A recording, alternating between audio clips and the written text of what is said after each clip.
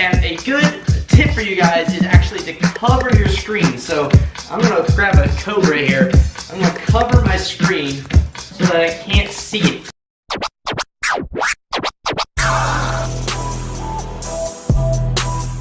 What's up guys, it's DJ Rick Webb and we're back with episode 2 of How to Mix for Beginners. In this video we're going to be covering beat matching. Again, I'd like to give a big shout out to my friends over at Hercules for sponsoring this video tutorial series. Hercules, if you guys didn't know, like I said in my last episode, Hercules is what I started out. I started out on a controller like this. Main reasons are because they're budget friendly, they're very affordable for a beginner DJ, and they got all the functionality that you need to learn basically how to do basic mixing as a DJ. And with that said guys, in front of me we got the Hercules DJ controller Inpulse 300, which we are using for this whole entire video series.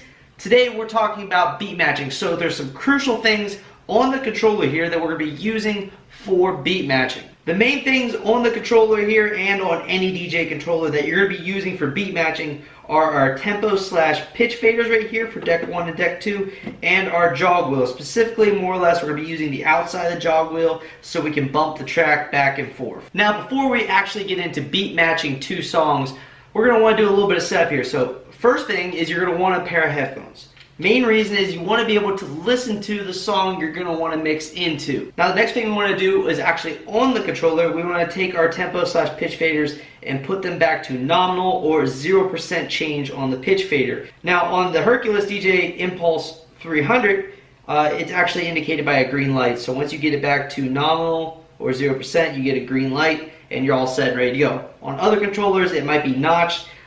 Your mileage may vary. So now let's actually jump into beat matching 2 songs, and I want it to be very simple on this demonstration and not get too complicated. So for that we're going to use actual tracks that are already in DJ Juice software. It comes with the software so that if you guys get this controller you can practice this as well.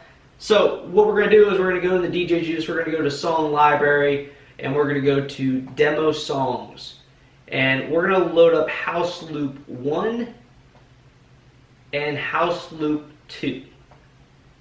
So now the first step in beat matching 2 songs starts with our BPM, or beats per minute. I talked a lot about beats, bars, and phrases in the first episode, so if you need to catch up on the terminology and what it means and how to count music and all that, please feel free to go check out the first episode. So now with House Loop 1 and House Loop 2 loaded up on the decks, we're going to beat match these 2 songs.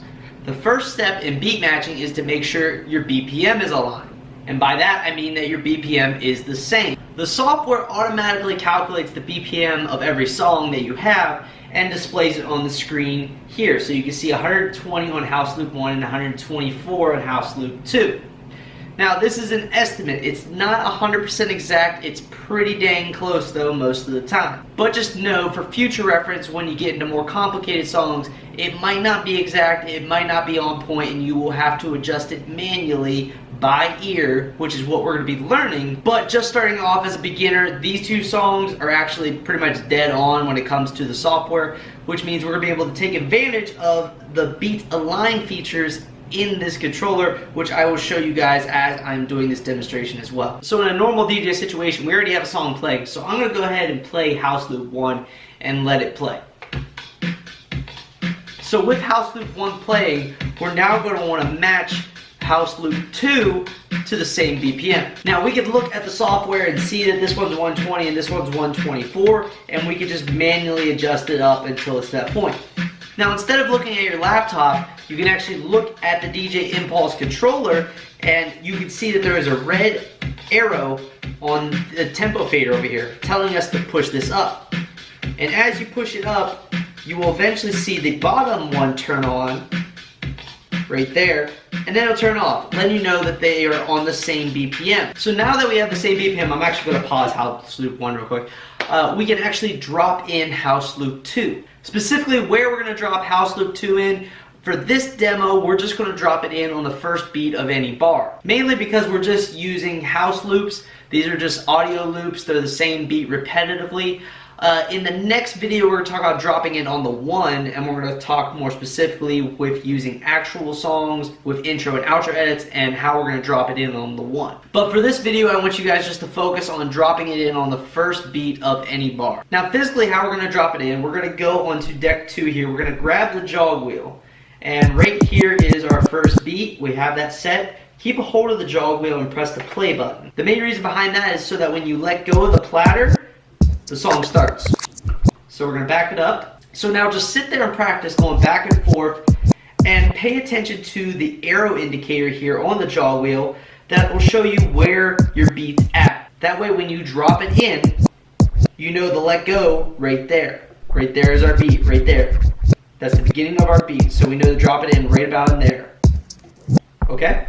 Again, this is all in your headphones before you even start mixing. So now we're going to start house loop 1 on deck 1. And it is up to your preference how you want to do this. I have a monitor speaker here. You can either listen to your monitor speaker for your main audio, or I always grew up actually listening with my headphones. So I click master so that way I can actually hear the master track that's playing in my headphones as well as my cue track. So again, we're just going to go back and forth over here, noting where it's at on our jog wheel and also just kind of referencing it so we know that's where we're going to drop it in at. And when we get to a first of any of these bars, we're just going to drop it in. And as you can see there, I'm a little bit off beat. So right here on the beat align system, it's actually telling you to nudge the jog wheel forward. And I'm actually really far off. And as you can see, when it is in line, the lights go away. But it's actually not perfect. And what I'm doing here is I'm listening to the song. I'm listening for the beats to make sure they sound on line.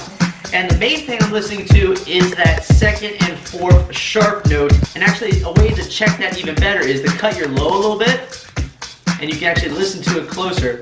And listen for those sharp sounds that they're on line.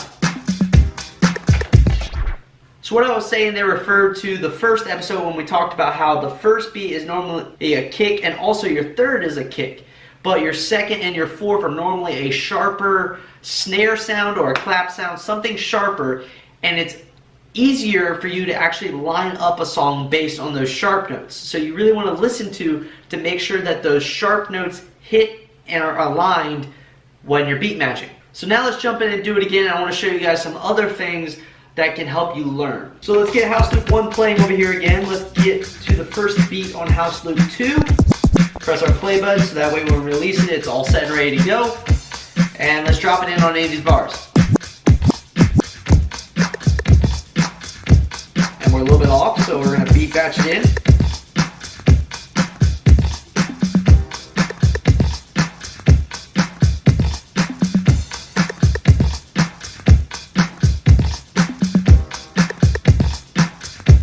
You guys might notice I cheat a few times, I glance over, and a good tip for you guys is actually to cover your screen. So I'm going to grab a Cobra here. I'm going to cover my screen so that I can't see it.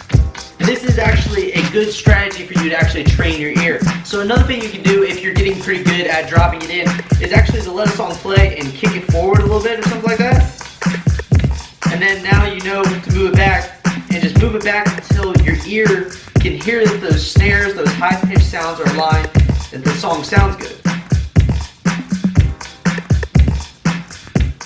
So again, I can kick it forward, reverse it back, you can go the other way.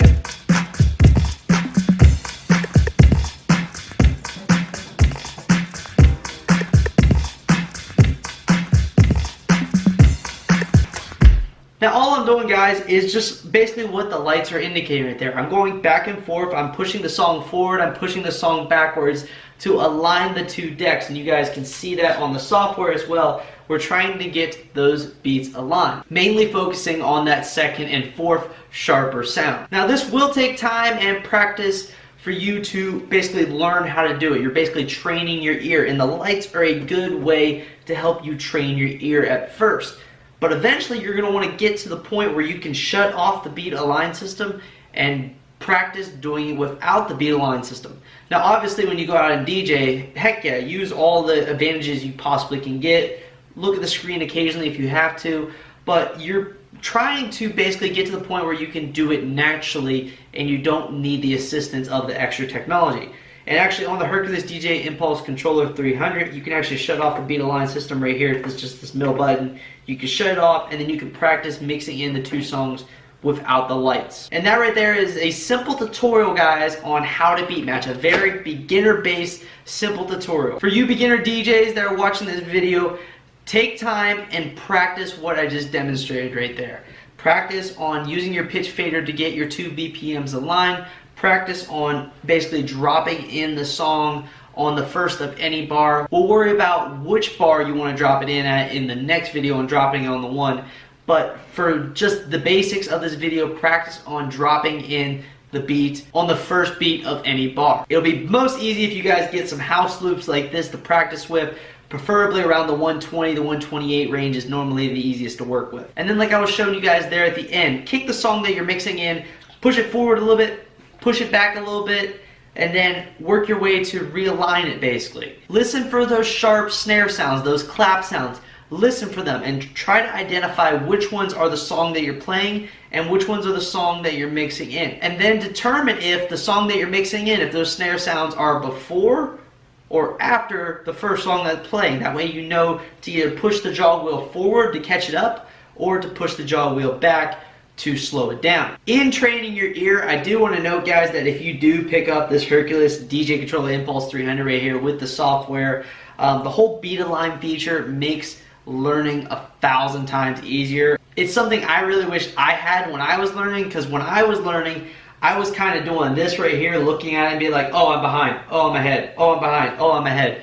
And that was kind of how I trained my ear, which is also the reason why you catch me a lot of times looking over, because it's just natural habit. But with this controller having the lights, you're actually already looking at the controller, you're looking at the jog wheel as you're pushing it forward, pushing it backwards, because the lights are telling you which way to go.